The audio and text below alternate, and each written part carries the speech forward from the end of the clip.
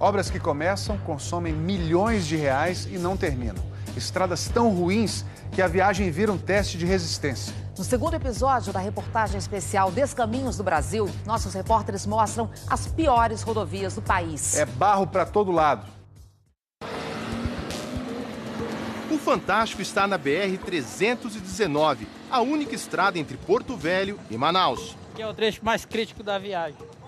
Na nossa viagem de 29 dias pelas piores e mais perigosas estradas brasileiras, a BR-319 não poderia faltar.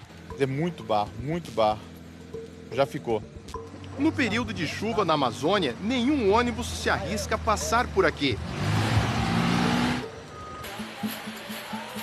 Com o tempo melhor, recomeçou a venda de passagens. Manaus agora, aí 14 horas, Manaus. No dia 21 de junho, embarcamos neste ônibus em Porto Velho. A primeira viagem para a capital do Amazonas, depois de 3 meses. Previsão de viagem a gente não pode dar, né? Porque a estrada tá imprevisível, né? O preço da passagem, R$ 230. Se o caminho de 890 quilômetros estivesse bom, seriam 18 horas de viagem. Mas ficamos muito mais tempo na estrada.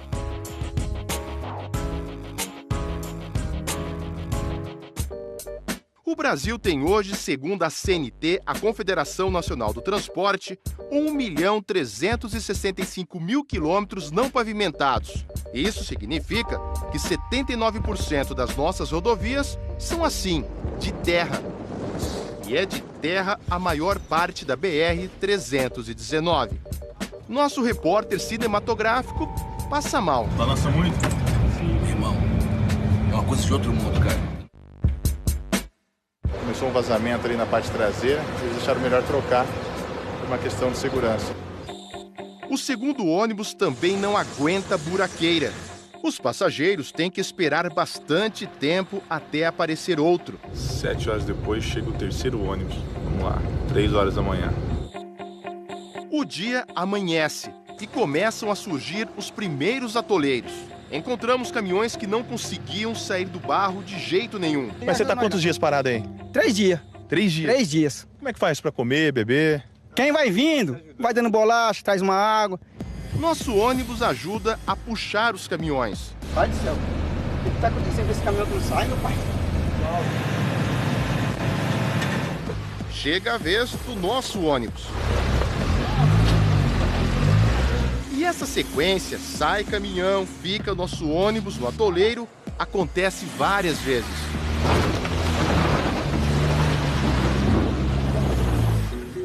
No ônibus estão 3 venezuelanos, os 3 fugindo da crise em seu país. Tem que pensar que ela não tem que comer e tem que sair. Há 10 meses, este casal deixou a filha de 5 anos na Venezuela e foi tentar emprego no Peru. Não deu certo. E agora o destino é Manaus. A mulher está grávida de 7 meses. Passando mal, balança muito. Jonathan arrumou um emprego em Cuiabá. Está indo agora para Manaus para depois pegar um outro ônibus para Venezuela. O sonho é trazer a mulher e os 2 filhos que ficaram lá. A menina fala comigo por telefone. Olá, papá, como está? Jonathan não quer deixar a família preocupada e não fala do sufoco na BR-319. A rodovia até tem um projeto de pavimentação, mas a obra não saiu do papel. Falta a aprovação dos órgãos ambientais. O que a gente mais temia está acontecendo. Começa a chover na BR-319.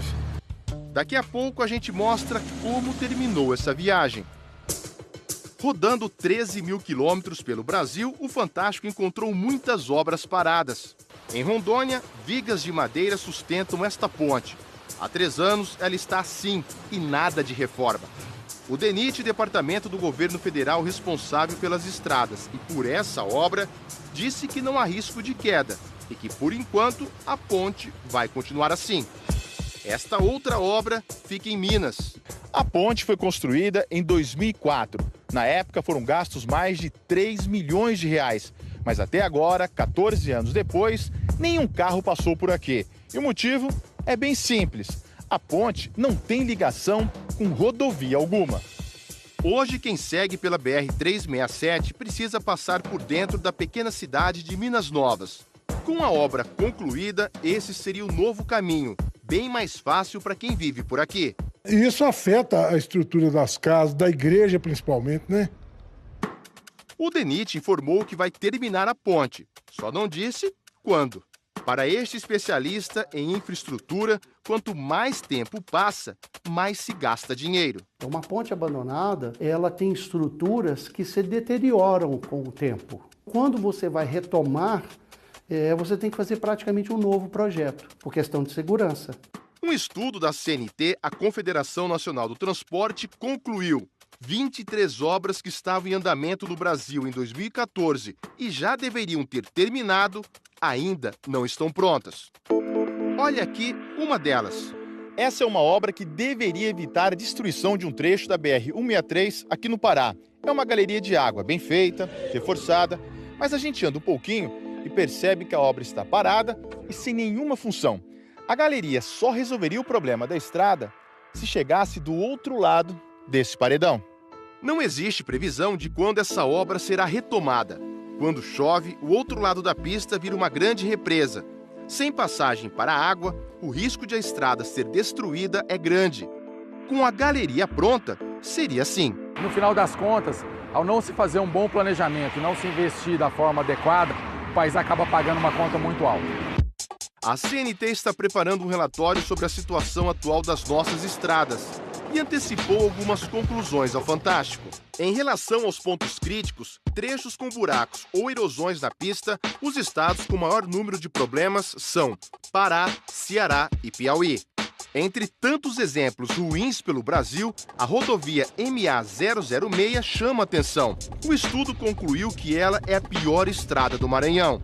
Em muitos trechos, não há mais asfalto, só terra. A estrada tá péssima demais, meu amigo. Só tem buraco aí, ó.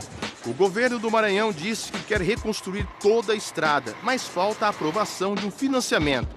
A situação da MA-006 não ajuda ninguém, certo? Errado. O seu Manuel recolhe os grãos que os caminhões deixam pelo caminho, depois de passar pela buraqueira. Ele diz que a soja vai virar ração para porcos e galinhas. É perigoso aí a gente ficar aqui, mas é o jeito que a gente precisa, né? Vamos voltar para a região norte. Esta é a terceira maior rodovia do Brasil, BR-230, a Transamazônica, um projeto da época do regime militar.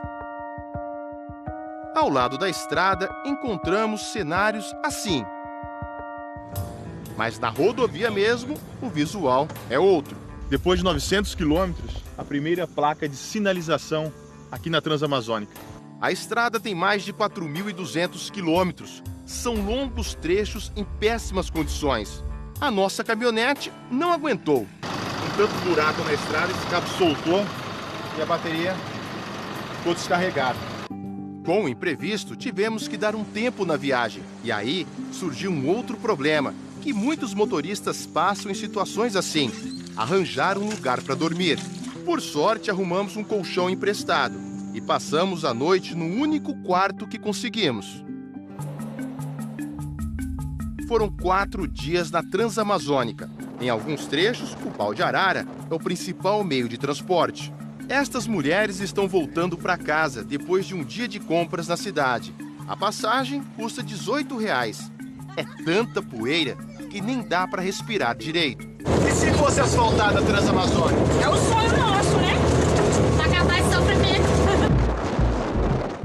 O DENIT informou que há obras em andamento para pavimentar trechos da Transamazônica e construir 23 pontes. Agora, o fim da viagem de ônibus da BR-319, também na Amazônia. Como mostramos no começo da reportagem, grandes atoleiros impedem a passagem dos veículos. De Porto Velho até aqui, rodamos 480 quilômetros. Já são 24 horas de viagem. Funcionários do DENIT aparecem. Não tem nenhuma máquina do DENIT para ajudar essas pessoas? Olha, tem máquinas sim, nós temos as máquinas aqui, agora nós não temos máquina para ficar aqui à disposição. Foi com a ajuda de quem estava no ônibus e de caminhoneiros que os veículos saíram do barro.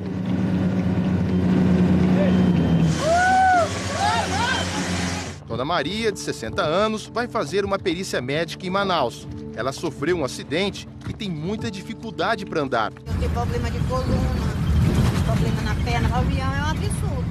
O avião tá 1.800. Já são 27 horas na estrada e sem previsão de chegada ainda. Tem mais atoleiro aí para frente. E que atoleiro! Parou de novo o nosso ônibus. Esse foi o último trecho ruim. Os passageiros ficam aliviados. A viagem está terminando.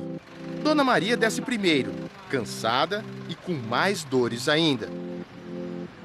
Depois de 42 horas de viagem, nossa equipe chega na rodoviária de Manaus. Se a estrada não tivesse tão ruim, chegaríamos 24 horas antes. O DENIT informou que, depois de gravarmos a reportagem, a chuva parou e os trabalhos de recuperação da BR-319 foram intensificados. Lembra do casal de venezuelanos que estava no ônibus? Essa semana, 2 meses depois da nossa viagem, estivemos novamente com eles.